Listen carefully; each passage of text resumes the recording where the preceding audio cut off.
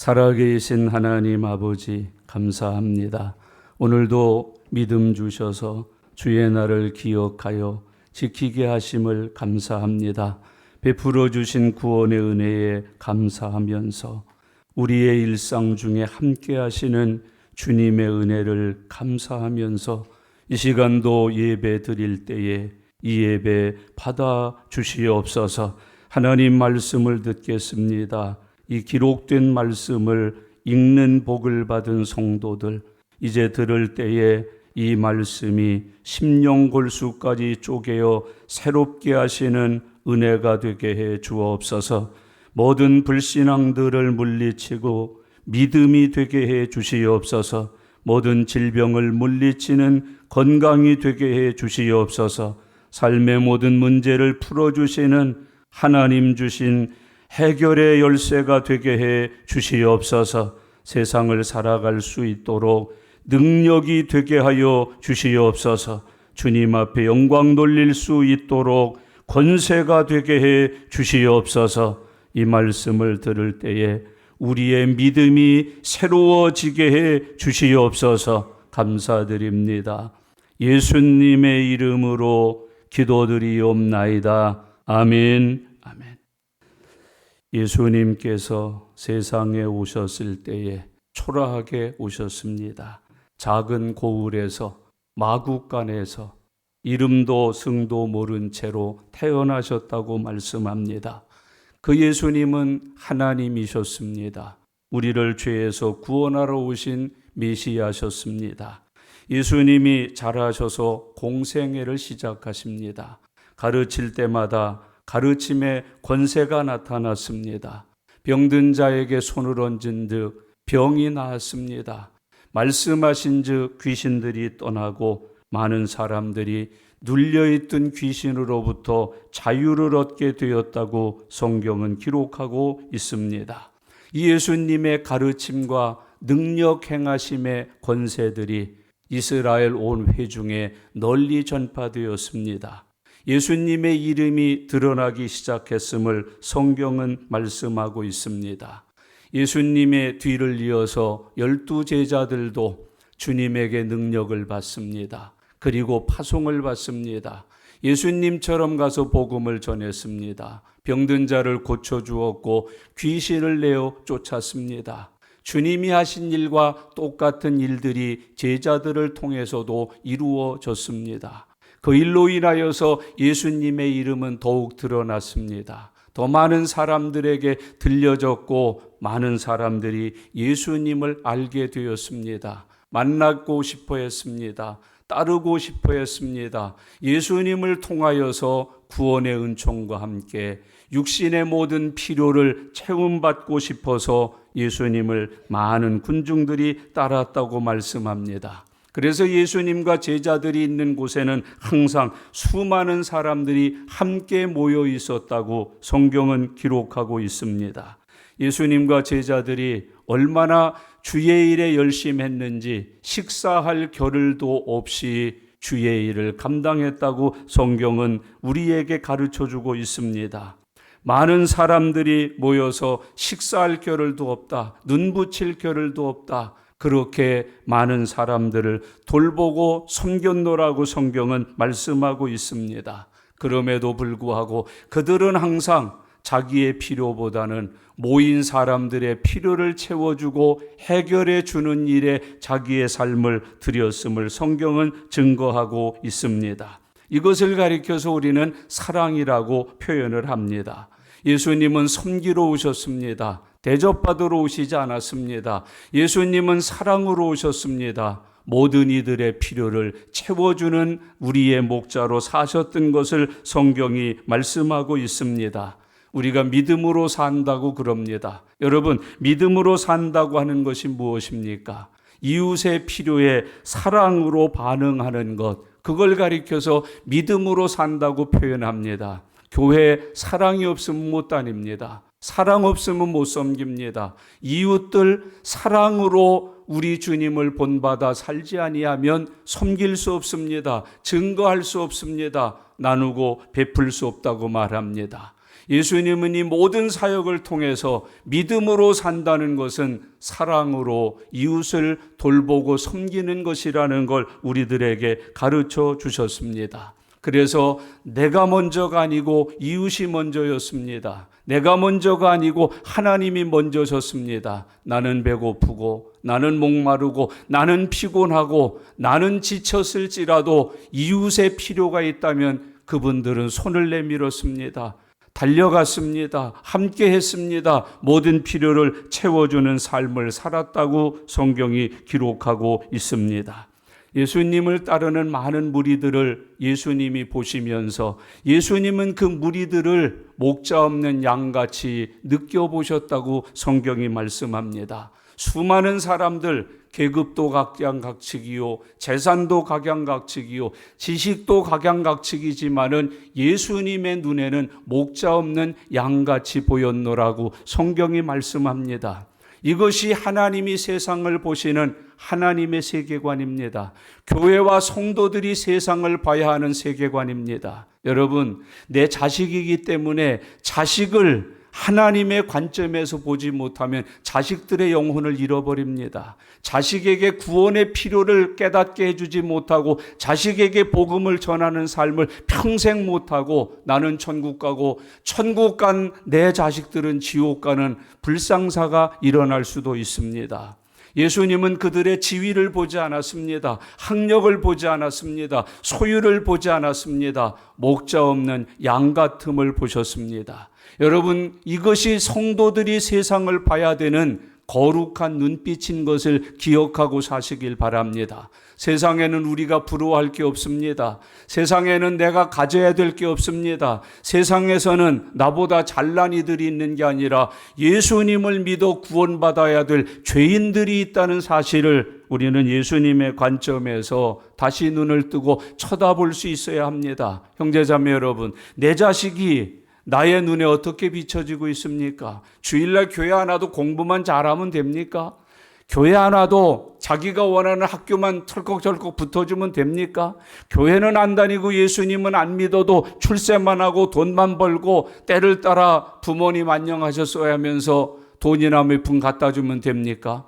아니면 예수님처럼 목자 없는 양 같은 그 눈으로 내 자식을 보고 발견하고 그들의 목자가 되어서 그들을 천국으로 인도해가는 거룩한 삶을 살아가고 계십니까? 여러분, 불쌍히 여기셨다. 목자 없는 양처럼 여기셨다. 그래서 그들에게 목자가 되어주셨느라고 성경은 가르쳐주고 있습니다. 살 길을 가르쳐 주셨습니다. 먹여주셨습니다. 입혀주셨습니다. 고쳐주셨습니다. 구원받고 천국 가도록 인도해 주셨다고 말합니다. 심지어는 그들이 배고픈 것을 불쌍히 여기셔서 오병이어의 기적을 통해서 그들을 배불리 먹이셨다고 말합니다.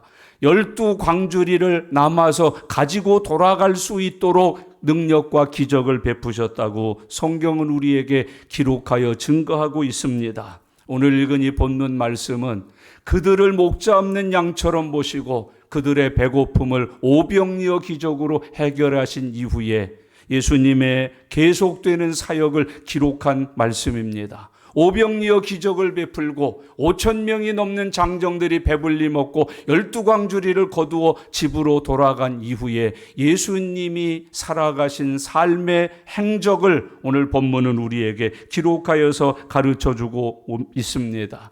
예수님은 소위 무리를 걸어오셔서 제자들을 살려주셨습니다. 바람과 풍랑을 잔잔케 하시고 제자들을 구원해 주셨습니다. 그 사건을 중심으로 오늘 본문은 기록되어 있습니다. 이제 이 본문을 우리가 함께 이 시간 생각하면서 저와 여러분들에게 예비되어 있는 주의 은혜가 함께 하실 수 있기를 바랍니다. 풍랑 만나 풍랑 속에서 허우적대고 생명의 위기를 느끼시는 분 계십니까? 예수님이 무리를 걸어와 이 제자들을 구원해 주신 것처럼 오늘 주님을 만나 그 풍랑 속에서 구원받는 은혜가 함께 하실 수 있기를 바랍니다. 주님을 만나고 주님의 은혜로 내 인생의 풍랑이 잠잠해지고 풍랑 속에서 빠져 죽을 위기에 있던 나를 구원해 주시는 은혜의 손에 붙들리는 거룩한 시간 되실 수 있기를 바랍니다. 먼저 오늘 본문 말씀을 보면 제자들을 보내시고 무리를 보내시는 예수님의 모습이 보여집니다. 본문 말씀 45절을 다 같이 읽겠습니다. 예수께서 즉시 제자들을 재촉하사 자기가 무리를 보내는 동안에 배 타고 앞서 건너편 벳세다로 가게 하시고, 그렇게 기록하고 있습니다. 의외의 행동입니다. 이해할 수 없는 행동을 예수님이 또 하고 계십니다. 여러분, 예수님이 지금 인기가 절정에 올랐습니다. 보리떡 5개, 물고기 2마리로 5,000명을 배불리셨으니까요. 12광주리를 남게 하셨으니까요. 예수님의 인기가 상종가를 치고 최고의 절정에 올라 있을 때 주님이 하신 일치고는 대단히 이해할 수 없는 행동을 하셨습니다. 사람들을 다 흩어서 각자 집으로 보내십니다. 그리고 제자들은 배에 태워서 벳세다로 보내시는 모습을 우리들에게 보여주고 있습니다. 거기 본문을 잘 보세요. 예수께서 즉시 제자들을 재촉하사 그러셨어요. 즉시 망설이지 않았다는 거예요. 재촉하사 서둘렀다고 하는 뜻입니다. 형제자매 여러분, 오늘 신앙으로 즉시와 재촉하여를 사용하여 살아가실 수 있기를 바랍니다. 하나님이 말씀하셨을 때 즉시 재촉하여 해야 합니다. 형제자매 여러분, 이것이 믿음입니다. 예수님은 왜 즉시 재촉하여 제자들을 보내시고 사람들을 보내셨을까요? 오늘 본문에는 나오지 않지만 요한복음 6장 14절과 15절에 보면 그 이유를 나옵니다. 예수님께서 기적을 행하셨습니다. 병든 자는 살리고 죽은 자는 살리고 배고프다고 그러면 오병이어 기적을 베푸시고, 이스라엘 사람들이 마음속에 이런 느낌을 받기 시작했습니다. 메시아가 왔다. 우리를 구원해 줄 구세주가 왔다. 그런데 그 메시아와 구세주는 나라를 구원할 자, 그 지도자를 의미합니다. 정치적으로 우리를 구원하고 해방시켜 줄 우리의 왕이 왔도다. 우리의 대통령이 왔도다. 우리의 수상이 왔도다. 그러면서 이 기적 행하고 능력 행하고 복음 전해서 사람들을 구원하시는 예수님을 왕으로 삼고자 했다. 그렇게 성경이 증언하고 있습니다. 능력을 보고 기적을 보고 주님이 하시는 일들을 보면서 그 주님을 메시아로 영접하려는 게 아니라 자기들의 왕으로 삼고자 했다고 이야기하고 있습니다. 여러분, 예수님께서는 그래서 사람들을 흩으셨습니다. 제자들을 빨리 다른 사역지로 보내셨느라고 성경은 가르쳐주고 있습니다. 예수님은 죄인을 구원하러 오신 분이지 자기를 추종하는 무리들을 통해서 왕이 되어 살고자 오신 분이 아니십니다. 왕되기 위하여 기적을 행하신 분이 아닙니다. 왕되기 위하여 능력을 나타내신 분이 아닙니다. 왕을 되기 위하여서 사람들을 살려주신 게 아니십니다. 메시아이시기에 구원하셨습니다. 살리셨습니다. 먹이셨습니다. 입히셨습니다. 저들을 죄에서 구원하기 위한 메시아의 사역이었음을 우리들에게 교훈해 주고 있습니다. 이 시대의 교회가 이걸 못하고 있습니다. 여러분, 막 부흥하면 교회의 사명을 잊어버립니다. 모든 일이 잘 되면 성도들이 믿음의 사명을 잊어버리는 게 일수인 것을 발견하게 됩니다. 내 사명, 내가 가야 될 길, 하나님이 나를 택하여서 이런 은혜와 축복을 주신 이유를 까맣게 잊어버리는 경우가 종종 있습니다. 그러나 예수님은 흔들리지 않았습니다. 예수님은 그 보내신 바 하나님의 뜻을 거역하지 않았습니다. 그래서 사람들을 즉시 보내셨습니다. 재촉하여 보내셨다고 성경은 말씀해 주고 있습니다. 여기 재촉이라는 말은 가고 싶지 않은 사람들을 억지로 떠밀어서 보내셨다는 뜻입니다. 여러분, 예수님의 그 기적을 보고 그 능력을 보고 그 오병이어의 역사를 보면서 누가 예수님을 버리고 떠날 수 있겠습니까? 그런 사람들을 예수님은 억지로 강권하여 보내셨노라고 이야기해 주고 있습니다. 여러분, 세상 줄은 억지로 끊어야 합니다. 여러분, 의지적으로 끊어야 합니다. 세상의 줄을 억지로 끊지 아니하면 그럴까 하면서 또 그들에게 못 이기는 척 붙어 사는 일들을 우리가 발견하게 됩니다. 주님은 가르치십니다. 자기 본분에 항상 열심하라고 가르치십니다. 부르심에 합당하라고 가르치십니다.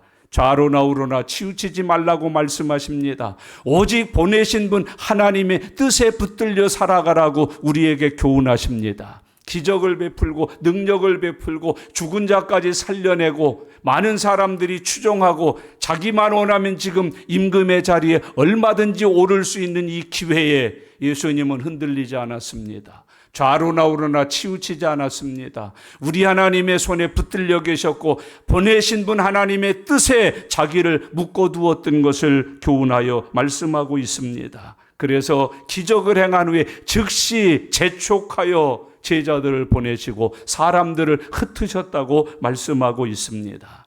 그 후에 예수님은 기도하러 산으로 가셨다고 오늘 성경은 말합니다. 46절을 다 같이 읽겠습니다.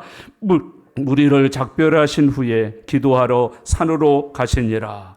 예수님은 무리를 해산시키셨습니다. 무리들과 작별하셨습니다. 제자들은 배에 타워서 베세다라고 하는 다음 사역지로 미리 보내셨습니다. 그리고 기도하러 산으로 가셨다고 말합니다. 사람을 흩으신 이유, 제자들을 먼저 보내시고 혼자 남고 산에 가신 이유는 기도하시기 위함이었다고 말합니다. 형제자매 여러분, 기도하기 위해서 뭔가를 거절해 보시고 뭔가를 뿌리쳐 보시고 뭔가를 보내보신 적이 있으십니까? 친구들과의 만남이 있다가도 기도하여야 되기 때문에 그 만남에서 먼저 빠져나오신 적이 있으십니까? 그 모임을 먼저 해산시켜 보신 적이 있습니까? 여러분, 내가 믿음을 지키고 하나님 앞에 기도하기 위하여서 그 재미있고 즐겁고 먹고 마시고 흥이 나는 그곳을 해산시켜 보신 적이 있습니까? 그 모임을 무너뜨려 보신 적이 있습니까? 거기서 빠져나와 홀로 외롭게 기도의 산에 올라보신 경험이 있으십니까? 날마다의 삶 속에 여러분은 기도하러 산에 가시는 은혜가 있으십니까? 오늘 예수님은 사람들을 다 보내셨습니다. 제자들을 재촉하여 보내셨습니다. 그리고 홀라 산에 가셨습니다. 기도하러 가셨다고 성경은 말합니다. 시험을 이기는 길은 기도밖에는 없습니다.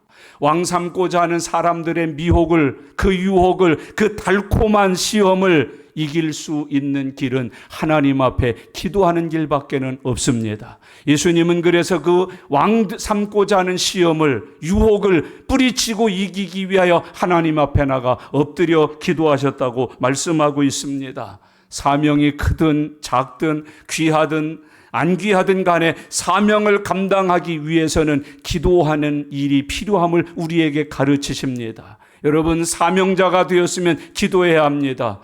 아내의 사명을 위해서 기도해 보신 적이 있습니까? 남편의 사명을 위해서 기도해 보신 적이 있습니까? 부모의 사명을 위해서 기도해 보신 적이 있습니까? 교회의 일원으로서 집사의 사명, 권사의 사명, 장로의 사명, 목사의 사명을 감당하기 위하여 정해놓고 일주일에 2번씩 금식하고 철야하고 때를 따라 모든 무리들을 해집고 하나님의 성산에 올라와 기도하는 삶을 살아보신 적이 있으십니까?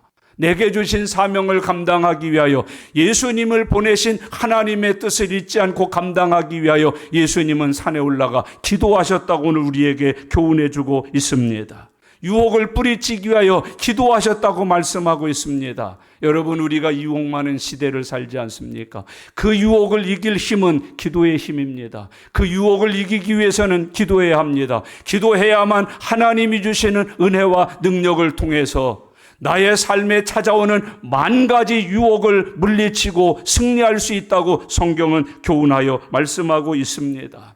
앞으로 해야 될 일이 많이 있지 않습니까? 여러분, 그 일들을 위해서 하나님 앞에 은혜를 구해보신 적이 있습니까?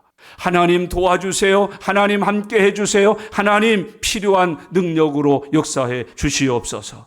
새벽에 나가 기도하시고 밤에 나가 밤이 맞도록 기도하시고 산에 가 기도하시고 배 위에서 기도하시고 바닷가에서 기도하셨던 예수님의 삶을 우리들에게 보여줍니다. 그 기도하신 예수님이 소를 얹은 즉 병자들이 나았습니다. 기도하신 예수님이 말씀하신 즉 귀신들이 떠났습니다. 기도하신 예수님이 증거하신 즉 많은 사람들이 믿고 하나님께로 돌아왔다고 성경은 말씀해 주고 있습니다.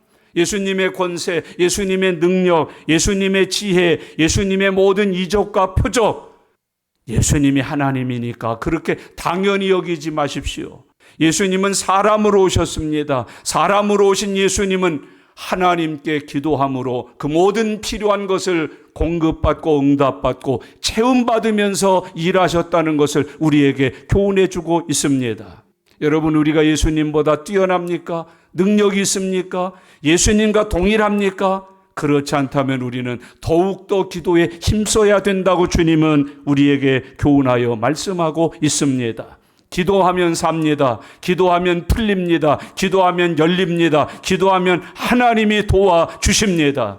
예수님은 많은 사람들이 왕 삼으려고 할 때에 그들을 다 보내시고 제자들을 다음 사역지로 보내시고 그 모든 것들을 이기고 다음 사역에 필요한 은혜를 얻기 위하여 은혜의 보좌 앞으로 담대히 나아가서 하나님 앞에 기도하셨다고 주님은 우리에게 교훈해 주고 있습니다. 이 시대에 기도 설교가 줄어들고 있습니다. 기도하라는 설교를 듣고도 기도하는 사람들이 줄어들고 있습니다. 여러분, 이 시대의 위기는 돈의 위기 아닙니다. 여러분, 이 시대의 위기는 정치 위기 아닙니다. 이 시대의 위기는 전쟁 위기 아닙니다. 이 시대의 위기는 질병 위기 아닙니다. 이 시대의 위기는 믿는 사람들이 기도하지 않는 위기선상에 있음을 잊지 말고 기억하셔야 합니다. 그리고 우리도 46절과 같이 무리를 작별하신 후에 기도하러 산으로 가시니라. 하루 일과를 마치고 어디로 가십니까? 여러분, 하루 종일 아침 6시에 출근해서 저녁 6시까지 일 지치고 곤비했을 때 어디로 가십니까? 기도하러 교회로 오십니까? 여러분, 학원 마치고 어디로 가십니까? 여러분, 나에게 주어진 하루 아침과 저녁이 될 때 어디로 가십니까? 형제자매 여러분, 많은 사람들이 일과를 마친 후에 지쳤다고 곤비하다고 스트레스 쌓였다고 풀러가자고 전부 술집으로 갑니다. 여러분, 전부 육체의 쾌락을 위해서 준비된 곳으로 갑니다. 그 가운데는 그리스도인들도 수없이 많을 것입니다. 그런데 그 그리스도인들의 삶의 자취 가운데 그들을 다 돌려보내고 그들을 뿌리치고 기도하러 산으로 가는 성도들이 자꾸 줄어들고 있습니다. 찾아볼 수가 없습니다. 여러분, 참 기도의 자리에서 하나님 앞에 엎드려서 눈물로 기도하는 성도들을 만나기가 힘든 시대가 됐습니다. 이 시대의 위기는 기도의 위기임을 잊어서는 안 됩니다. 당신의 삶이 어려움이 많으실 겁니다. 고통이 많으실 것입니다. 그런데 그 어려움과 고통을 물리치기 위하여 기도하러 산으로 가는 성도가 있으십니까? 예수님은 기도하러 산으로 가셨다고 말씀하고 있습니다. 그리고 기도를 마치신 예수님께서는 제자들이 겪고 있는 풍랑을 해결해 주시기 위해서 무리를 걸어 제자들에게 오셨다고 말씀합니다. 얼마나 위로가 되고 은혜가 되고 믿기만 하면 축복이 될 말씀들을 주님이 우리에게 주고 계십니다. 무리를 걸어오신 예수님, 여러분, 기도한 사람에게 무리를 걸을 수 있게 하십니다. 아니, 기도하고 있으면 예수님이 들으시고 무리를 걸어서라도 기도하는 데게 와 주십니다. 그것이 오늘 주님이 우리에게 주시는 교훈입니다. 여러분, 예수님이 기도해서 무리를 걸을 수 있는 능력을 가지셨다면 내가 기도하면 무리를 걸어오시는 주님을 만나는 은혜를 받으실 수가 있습니다. 주님은 무리를 걸어서 제자들에게 오셨다. 47절 말씀을 다 같이 읽겠습니다. 저물매 배는 바다 가운데 있고 예수께서는 홀로 무태 계시다가 그렇게 말씀합니다. 형제자매 여러분, 예수님은 산 위에서 기도하고 기도 마치신 다음에 피곤하니까 마침 조용하니까 여기서 자자고 거기 누우신 거 아닙니다. 거기서 계신 거 아니십니다. 기도를 맡으시고 예수님은 어디에 계신다고 그래? 무태 내려와. 기도회를 마치시고 기도의 자리에서 내려오셔서 무태 일하러 와 계셔요. 벌써 기도한 사람들은 일합니다. 일하기 위해서 기도해야 합니다. 여러분, 기도한 사람들은 일합니다. 일하기 위해서 기도해야 합니다. 예수님이 제자들 데리고 산에 기도하러 가신 적이 있습니다. 거기서 아주 희한한 변화산의 기적과 환상을 봅니다.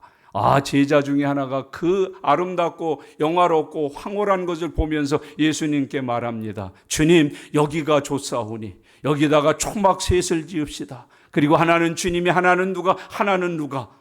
그리고 여기서 삽시다. 예수님은 거기 머무르지 않으셨습니다. 산 아래로 내려가라. 오늘 여기 와서 기도한 그 은혜, 기도의 그 응답, 기도의 그 능력은 산 아래에 있는 사람들에게 나누어 주어야 할 하나님이 주신 은혜다. 오늘 주님이 기도하고 무태 내려와 계신다고 말씀하고 계십니다. 여러분, 기도 마치시고 무태 내려와 제자들에게 필요한 것을 제공해 주시기 위하여 손을 벌리고 계시는 나의 주님의 모습을 발견하실 수 있습니까?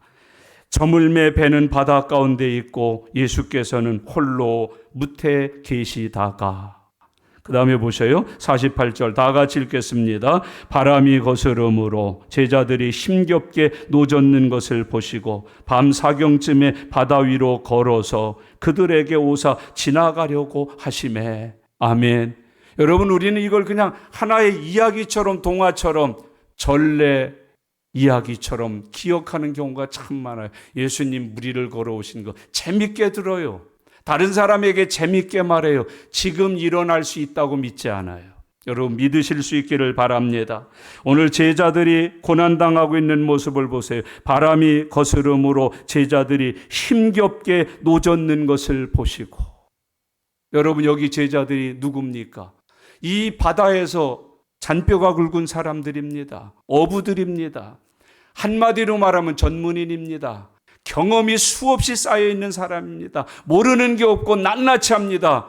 고기 이름을 다 알고 몇 시에 잡히는 것도 알고 어디에서 잡히는 것도 알고 요리를 어떻게 해먹는 것까지 알고 가격이 얼마나 되는지도 다 아는 어부들입니다.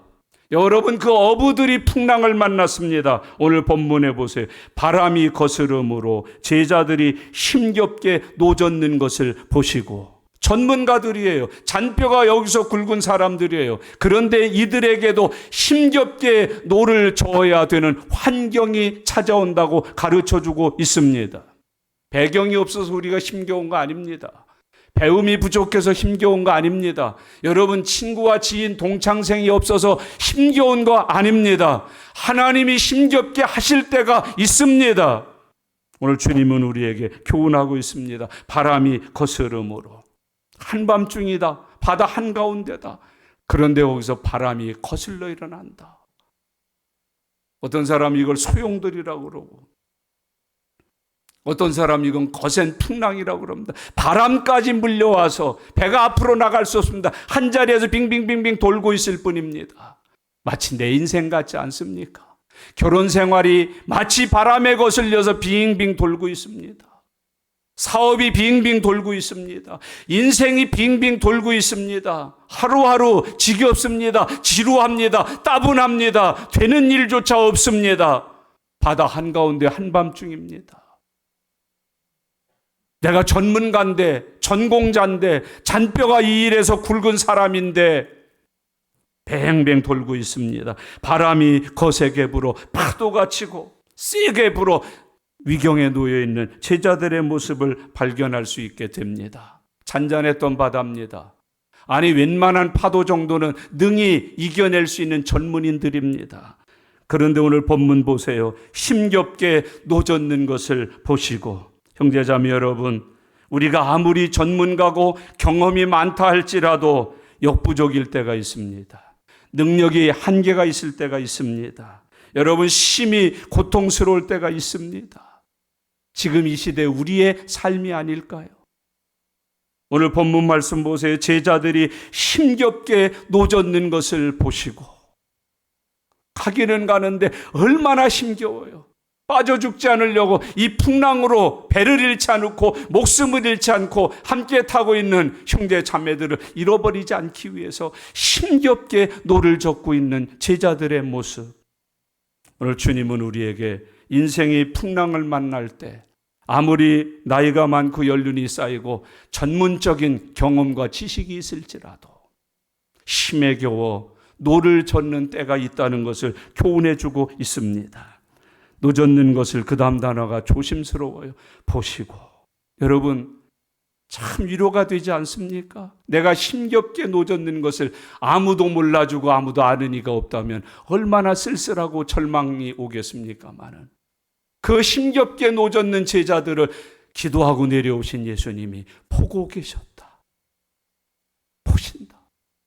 여러분, 이 말씀을 마음의 믿음으로 받으시기를 바랍니다. 사람들은 다 내게서 등을 돌리고 눈을 돌리고 아무도 나에게 손을 내밀어 내가 힘들어 노젓는 것을 도와주지 않지만은 나의 아버지 하나님이 힘겹게 노젓는 내 인생을 보고 계신다. 하나님은 아버지시잖아요. 아버지가 어찌 자식을 잊을 수가 있겠습니까? 너희 어미와 아비는 혹시 너희를 버린다 할지라도 나 여호와는 너희를 버리지 아니하리라. 하나님이 보신다. 인생의 풍랑을 만나 깜깜한 한밤중에 힘겹게 노젓고 있는 내 인생을 바라봐주고 계시는 예수님. 예수님의 눈이 나를 보고 계신다. 보신다. 내가 힘겹게 노젓는 것을 내 주님이 보고 있다. 여러분이 보신다는 단어는 주목한다는 뜻이에요. 주목한다. 집중적으로 그것만 쳐다보고 계신다. 이걸 이렇게 주석을 달았습니다. 아기에게 걸음마를 시키면서 어미가 뒤에서 바라보는 것처럼 주목하여 주시하여 눈을 떼지 아니하고 한 걸음 두 걸음 뒤뚱거리며 가고 있는 자식을 바라보고 있는 어머니의 눈빛이다. 내 하나님이 우리를 그렇게 하십니다. 여러분, 나를 낳은 육신의 부모는 혹시 나를 버린다 할지라도 내 아버지는 버리시지 않습니다. 돌보아 주십니다. 지켜보고 계십니다. 바라보고 계십니다. 성경은 우리 하나님의 눈을 이렇게 표현합니다. 졸지도 주무시지도 않는 눈. 주님은 조느라고 깜빡해 보신 적이 없습니다. 피곤해서 주무시려고 감아 보신 적이 없습니다. 나를 지키시고 보호하시느라고 졸지 않는 눈, 주무시지 않는 그 눈으로 우리를 지켜보신다. 눈동자와 같이 지켜보신다. 우리는 주님이 바라보시는 주의 시야 속에서 살고 있음을 기억하여서 살아가실 수 있기를 바랍니다. 여러분, 주님이 나를 보호하신다. 나를 지켜주신다. 풍랑을 만나서 바다 한가운데서 깜깜한 한밤중에 힘겹게 살아보려고 노를 젓고 신음소리를 내고 눈물과 땀을 흘리고 있는 나를 내 주님이 바라보고 계신다. 오늘 성경은 우리에게 가르쳐 말씀하고 있습니다. 보고 마셨나요? 안 됐다 찌찌하면서 저 해변에서 우리를 보시고 얘들아 조심해 그러고 마셨나요? 거기 계속해서 보세요. 밤 4경쯤에 바다 위로 걸어서 그들에게 오사. 밤 4경 새벽입니다. 3시, 4시, 5시 요걸 4경이라 그럽니다. 그때의 예수님께서는 바다 위를 걸어서 제자들에게 오십니다. 풍랑을 만나 힘겹게 노를 젓고 있는 그 제자들에게 바라보고 계시던 예수님은 이때 다른 배를 구할 수가 없잖아요. 다른 방법이 없잖아요. 제자들에 갈 수 있는. 바다 위를 걸으십니다. 걸어서 제자들에게 찾아오시는 주님을 우리에게 교훈해 주고 있습니다. 여러분, 무리를 걸어서라도 사랑하는 제자들을 찾아오십니다. 무리를 걸어와서라도 힘겹게 노를 젓고 있는 제자들을 구원해 주시는 나의 아버지 하나님을 만나실 수 있기를 바랍니다. 형제자매 여러분, 길이 없다, 막혔다, 다쳤다 절망하지 마십시오. 예수님이 길이십니다. 없으면 길을 내십니다. 아니 무리 위를 걸어서라도 내게 와서 내게 필요한 은혜를 베풀어 주십니다. 무리를 걸어서라도 오시는 주님. 그게 나의 주님이셔요. 내가 위경에 처했을 때, 힘에 겨워서 노를 젓고 있을 때 주님은 멀리서 말로 위로하고 마시는 분이 아니라 그 무리를 걸어서라도 내게 오셔서 나를 구원하시고 은혜 베푸시는 나의 아버지라고 말씀하고 있습니다. 여러분, 예수님께서는 길이셔서 길을 내어오십니다. 길이 없는 곳에서는 그 위를 걸어서라도 오십니다. 나를 사랑하시고 나를 살리시기 위해서 내 주님은 무리를 걸어서 내게 오십니다. 예수님은 풀무 속에라도 들어가십니다. 사드락과 메삭과 아벳느고가 믿음 지키다가 풀무불 처형을 당했을 때 예수님 그 불 속에 먼저 오셨습니다. 온도를 맞춰 놓으셨습니다. 그 물 속에 처질 자기의 사랑하는 제자들을 영접하셨습니다. 그을리지 않게 하셨습니다. 타 죽지 않게 하셨습니다. 생생하게 거기서 주의 사자와 함께 살아서 나왔습니다. 예수님은 사자굴 속에도 오실 수 있습니다. 다니엘이 사자굴 속에 던져졌을 때 이미 그곳에는 주님이 오셔서 사자들의 입을 막고 계셨습니다. 다니엘은 살점 하나 찢기지 않았습니다. 여러분, 우리가 가려워서 손가락으로 긁기만 해도 쩍쩍 긁힌 자국이 나는데 그 무서운 사자가 다니엘의 몸에 긁은 자국 하나를 내지 못했습니다. 여러분, 우리가 예수 믿고 고난받을 때가 많습니다. 옥중에 있을 때도 주님은 찾아오십니다. 착고를 풀어주십니다. 옥문을 열어주십니다. 하나님의 영광과 살아계심과 믿는 자들에게 주시는 은혜가 풍성하게 나타났다고 성경이 기록해주고 있습니다. 여러분, 우리가 가장 최악의 상태에 이르를 때 예수님은 우리를 실패하도록 버리시지 않습니다. 우리가 이 제자들처럼 한밤중에 바다 한가운데에서 거센 풍랑을 만나 힘겹게 노를 젓고 있을 때 주님은 우리를 버려두시지 않습니다. 주님은 우리를 건지십니다. 우리를 살리십니다. 예수님은 지금도 나를 살리시고 복 주시기 위하여 무리를 걸어서라도 내게 오고 계시는 나의 구주십니다. 나의 아버지 하나님이십니다. 나를 그렇게 사랑하시는 내 주님인 것을 우리에게 교훈해 주고 있습니다. 제자들이 걸어오는 예수님을 보면서 유령이라고 착각을 했습니다. 49절 다 같이 읽겠습니다. 제자들이 그가 바다 위로 걸어오심을 보고 유령인가 하여 소리 지르니. 아니, 걸어오시는 예수님을 보고 유령인가? 이 눈이 아직도 안 열린 사람들이에요. 믿음이 없는 사람들이에요. 여러분, 제발 하나님의 전능에 대하여 눈이 열리시기를 바랍니다. 예수 이름의 권세에 대하여 눈이 열리시기를 바랍니다. 유령인가 보다. 이 밤중에 무리를 걸어올 수 있는 건 유령밖에 없다. 아니, 예수님이 계십니다. 주님이 계십니다. 여러분, 돈 없다고, 배경 없다고, 아는 사람 없다고, 도와주는 이 없다고, 주님이 계십니다. 주님이 계십니다. 여러분, 교회 다니면서 유령을 기대하지 마십시오. 주님을 만나십시오. 주님을 바라보십시오. 주님이 오심을 믿음으로 깨달으십시오. 아니, 유령으로 봐요, 어떻게? 제자들이 아직도 눈이 안 열렸어요. 믿음이 없어요. 예수님께서 와서 우리를 살려주시고 이 바람과 풍랑을 잔잔케 하실 수 있다는 믿음이 없었어요. 오늘 그 믿음 가지시는 하나님의 자녀들 되시기를 바랍니다.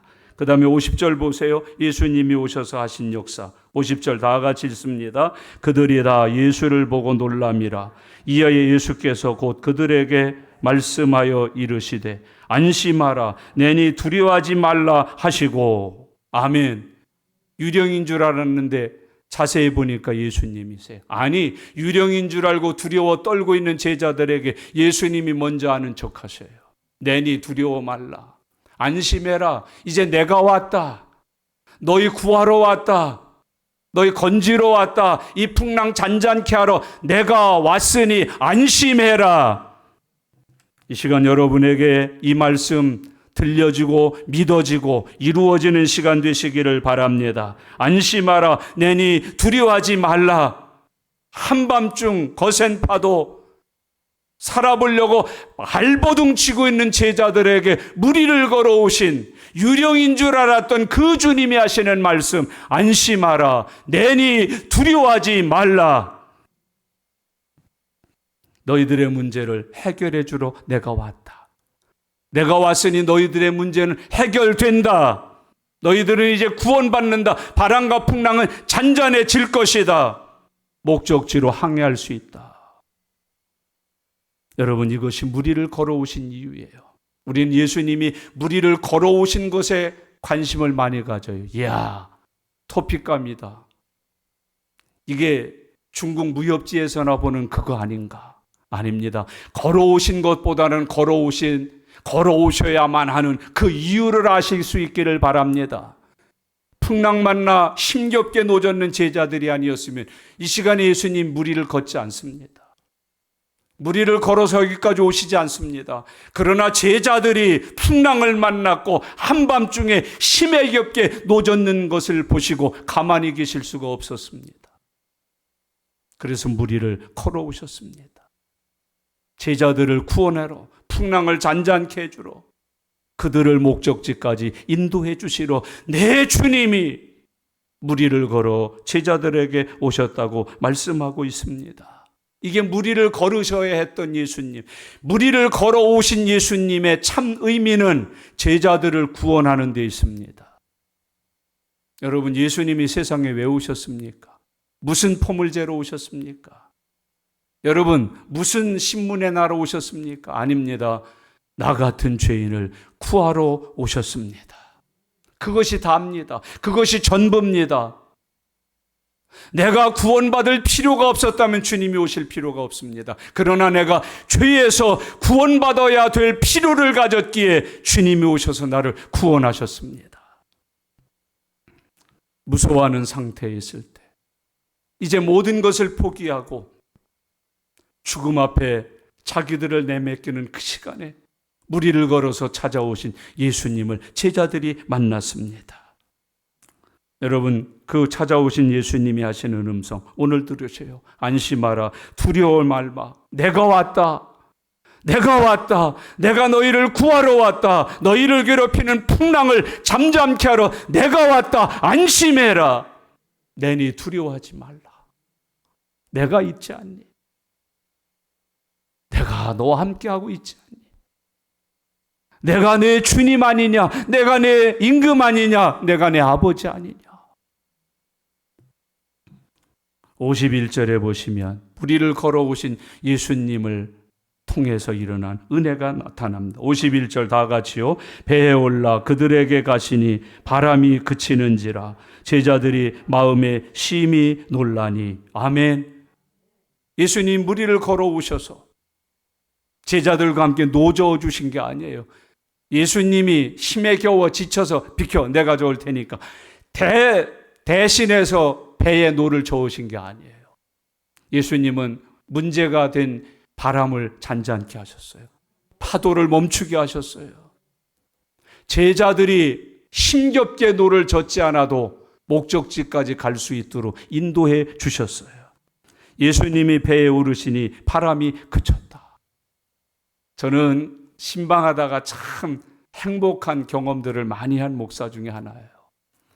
어느 날 대신방이 이렇게 일정이 잡혀서 신방하러 가잖아요. 요즘은 핸드폰으로 지금 출발했습니다. 몇 분에 도착하 미리 다 알려줄 수 있지만 옛날에는 그거 없었거든요.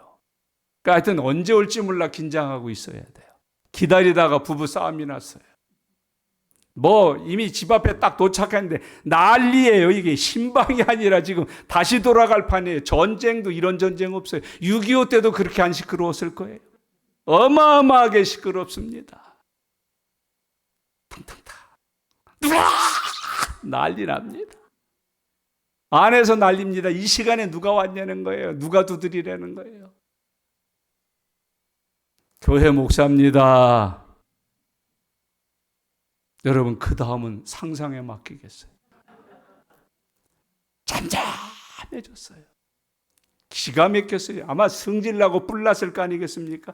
문 열어주는데 들어간데 벌써 부인 집사님 이렇게 하는 거 보니까 머리끄댕이 몇 번 잡혔던 것 같아요. 여기저기 깨지고 던진 것들이 벌써 파편 조각들이 몇 개씩 있습니다. 잠잠해졌습니다. 평화로워졌습니다. 더 재미난 일이 있습니다. 신방 예배가 갑절이나 더 은혜로웠습니다. 참 신기합니다. 예수님의 이름이 있는 곳에 마귀의 우글거림이 떠납니다. 시끄럽게 하는 장난이 그쳐집니다. 하나님이 다스리는 평화로운 천국이 이루어집니다. 주님이 지배하십니다. 다스리십니다. 주님이 좌정하십니다. 여기가 천국이라고 선언하십니다. 배에 오름에 바람이 그치는지라. 여러분, 외도하는 바람 그치시기를 바랍니다. 술바람, 춤바람, 세상바람 다 그쳐지기를 바랍니다. 예수 믿으면 그쳐집니다. 아니, 저 인간이 교회 나오더니 달라졌어요. 여러분, 주먹바람, 발길질 바람, 욕바람 다 그칩니다. 주님이 오르시면, 주님이 모셔지면, 주님이 함께하면 그쳐집니다. 잠잠해집니다. 폭풍도 파도도 마음속에 일어났던 유령인가 하면서 두렵고 놀랍고 떨리고 불안했던 그 심령의 파도마저도 잠잠해지십니다. 마누라하고 앉아있으면서도 자꾸 뭘 보면서 하고, 뭔데 그러면 알 거 없어. 잠잠해집니다. 잠잠해집니다. 오늘 주님이 여러분의 인생 속에 함께 하시기를 바랍니다. 여러분, 잠잠케 하셨다. 멈추게 하셨다. 구원받게 하셨다. 은혜로 항해하게 하셨다. 다시 한번 51절 읽겠습니다. 배에 올라 그들에게 가시니 바람이 그치는지라 제자들이 마음에 심히 놀라니. 아멘. 바람이 그치는지라. 뭐 그치시길 원하십니까? 기근, 가뭄, 전쟁, 실패, 뭐 그치시기를 원하십니까? 내 믿음대로 될지어다. 그쳐지십니다. 혈류도 그칩니다. 병에 번지는 것도 그칩니다. 낫게 하십니다. 그치는지라. 52절을 주의 깊게 읽으십시다. 같이요. 이는 그들이 그 떡 되시던 일을 깨닫지 못하고 도리어 그 마음이 둔하여 졌다. 왜 자꾸 보는 것마다 놀랍니까? 이상하게 여깁니까? 마음이 둔하여져서. 얼마 전에 오병이어 기적 봤잖아요. 그런데도 그걸 까맣게 잊어버리는 거예요. 둔하여졌다는 말은 백지 상태가 됐다, 그 말이에요. 다 잊어버렸다. 시편 103편을 잊지 마십시오. 너희는 하나님이 주신 모든 은택을 잊지 말지어다. 믿음은 기억하는 겁니다. 하나님의 은혜를 기억하는 겁니다. 말씀을 기억하는 겁니다. 하나님이 내게 베풀어 주신 만 가지 은혜를 기억하는 게 믿음입니다. 주 안에서 기억하실 수 있기를 바랍니다. 마음이 둔하여졌다. 다 잊어버렸다. 까맣게 잊어버렸다. 아무것도 기억에 남지 않았다. 오늘 우리들의 삶 아닌가요? 하나님이 주신 은혜를 기억하면서 사십시오. 이스라엘이 광야에서 왜 그렇게 오래 머물렀어요? 여러분, 홍해 가른 지 3일 됐는데 벌써 까맣게 잊어버리고 뭐 먹고 사나, 뭐 마시고 사나. 또 며칠 가니까 또 금방 만나 주신 거, 생수 주신 거 까맣게 잊어버리고. 여러분, 구원의 감격을 잊지 마십시오. 치료의 은혜를 잊지 마십시오. 내 기도에 응답해 주신 하나님의 긍휼을 잊지 마십시오. 나를 불러 주일을 성수하게 하시면서 예배 시간에 증거해 주신 하나님의 말씀, 그 설교를 잊지 마십시오. 마음이 둔하여지지 않도록 살피십시오. 마음이 강팍해지지 않도록, 딱딱하게 굳지 않도록 마음을 다스리십시오. 여러분의 마음이 옥토 같기를 바랍니다. 기경된 밭 같기를 바랍니다. 항상 은혜의 물이 흐르고 은혜가 넘치고 성령이 충만하고 말씀이 충만하고 은혜와 기쁨과 감사가 넘치는 살아있는 심령의 사람들이 되실 수 있기를 바랍니다. 예수님 믿으십니까? 네. 당신이 믿는 예수님 어디? 내 마음에 계시죠? 정말 예수님 믿는 마음으로 사십시오. 정말 예수 모신 마음으로 사십시오. 성경은 그리스도인들을 이렇게 표현해요. 하나님의 성령이 거하는 거룩한 성전이다. 내가 누굽니까? 내가 누군 줄 아느냐? 하나님의 성령이 거하시는 거룩한 전인이라고 말씀하십니다. 마음이 굳었다. 우리 애들도 보면 은혜 금방 잊어버리더라고요. 뭐 애들뿐이겠습니까? 신앙생활하다 보면 은혜 금방 잊어버립니다. 살려준 은혜, 기도해준 은혜, 눈물 흘려준 은혜. 우리 어머니에게 얼마나 잘했는지, 자식에게 얼마나 잘해주셨는지 금방 잊어버리더라. 은혜를 잊지 마십시오. 은혜를 잃어버린 마음을 가리켜서 둔하여진 마음, 딱딱하게 굳어버린 바위덩어리 같이 된 마음이라고 주님은 말씀합니다. 거긴 역사 없습니다. 기적 없습니다. 주님이 일하시지 않습니다. 예수님은 이제 제자들에게 말씀합니다. 오병이어 봤지? 귀신 쫓아나는 거 봤지? 병 고치는 거 봤지? 무리를 걸어와서 풍랑을 잔잔케 하고 너희들에게 구원의 은혜 주는 거 봤지? 얘들아, 이것만 기억하고 살아도 앞으로 너희에게 어떤 풍랑이 와도 두려울 거 없단다. 떨 거 없단다. 내가 있으니 안심하고 살아라. 무리를 걸어오신 예수님, 오늘 나의 삶의 아픔과 고통을 해결하러 내 주님이 걸어서 내게 오십니다. 지금 말씀하십니다. 안심하라. 내니 두려워하지 말라. 기도하겠습니다. 오늘 주님이 무리를 걸어와 제자들에게 구원의 은혜를 베푸셨습니다. 풍랑 중에서 건져주셨습니다. 형제자매 여러분, 내 주님이 살아계십니다. 내 주님이 나를 보고 계십니다.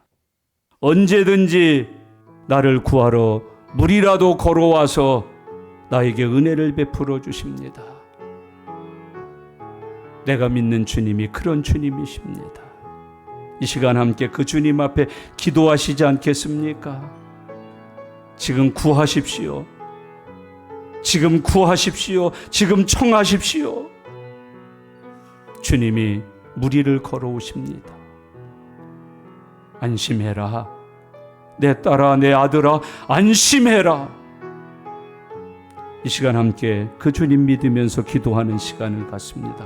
다 같이 소리내셔서 기도하겠습니다. 살아계신 아버지 하나님, 은혜와 사랑 감사합니다. 오늘도 하나님 부르셔서 예배하게 하시고 하나님의 말씀을 통하여 우리에게 은혜 베푸심을 감사합니다. 하나님, 저희들도 제법 세상을 살았다고 생각했습니다. 전문적인 경험을 가졌다고 여겼습니다. 그런데 한밤중에 파도를 만나서 심해지나도록 노를 젓고 있지만은 뱅뱅 돌 뿐입니다. 해결되지 않습니다. 점점 어려워집니다. 힘겨워집니다. 하나님, 이제 곧 죽게 되었습니다.